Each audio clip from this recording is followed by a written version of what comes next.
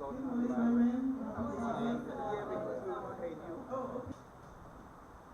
That kindness that I was trying to ask you is indeed keeps to become indeed more late timers, and the responsibility that I was placed upon us, help us, Father, to be faithful towards it.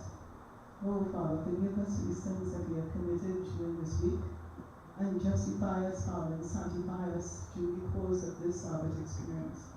As time goes closer and closer, help us to learn to hold each other's hands up, and help us indeed as we go through this pathway, this Christian pathway, that we will learn, Father, more and more how to trust you through your Son. It's a pleasure and my topic, the power of influence.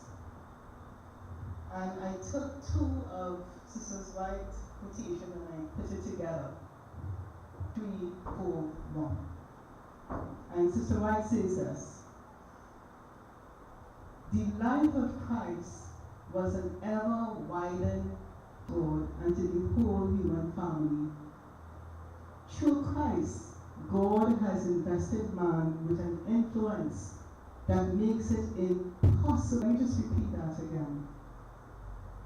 Through Christ, God has invested man with an influence that makes it impossible. A room and lock up. It could be dark by yourself, but you still have an influence that is influence other persons around you. You can go on an island with only coconut trees and be sure you still have an influence that influence others for good or for bad. Individually, we are connected with our fellow men, a part of God's great whole, and we stand under mutual obligations. Brethren, all of us are here not by chance. And if you look at next to you or behind you, when you won't cry, you will not see the stress. When even you're not here, brethren, you're missed. Because why? Because of the influence that each one of us share. No man can be independent of his fellow men, for the well-being of each affects others. It is God's purpose that we charge with the life-giving power of faith, courage, and hope, and sweet with the fragrance of love. Oh, it may be heavy and chill with the gloom of discontent and selfishness, or poisonous fear surrounding us.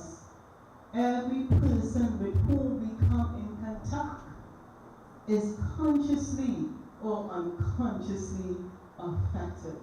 When you walking on the streets, you left home this morning, just by picking up your Bible, walking to church, or consciously, this is a responsibility from which we cannot free ourselves. Our words, our acts, our dress, our deportment, even the expression of the countenance has an influence. You walk into a room and you sad and you weary. We cannot free our hands results for good or does impact in the long chain of human events, extending we know not whither. If by our example we aid others, in their turn they exert the same. Thus, by our unconscious influence, thousands may be blessed.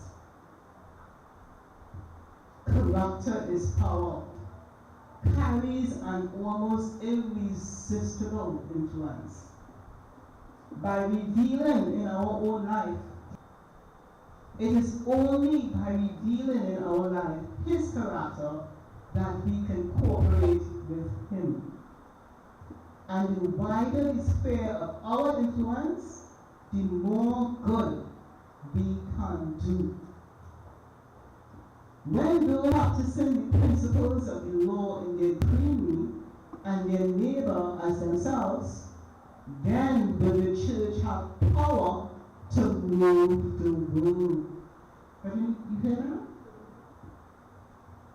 When those who profess to serve God follow Christ's example, that they love God supremely, the church have power to move the world. Now, should it be forgotten? To lose one's own soul is a terrible thing, not so? But to cause the loss of other souls, of death unto death, is a fearful thought. Yet, this is possible. It is only truly if we realize our helplessness and our need of divine power, we shall not trust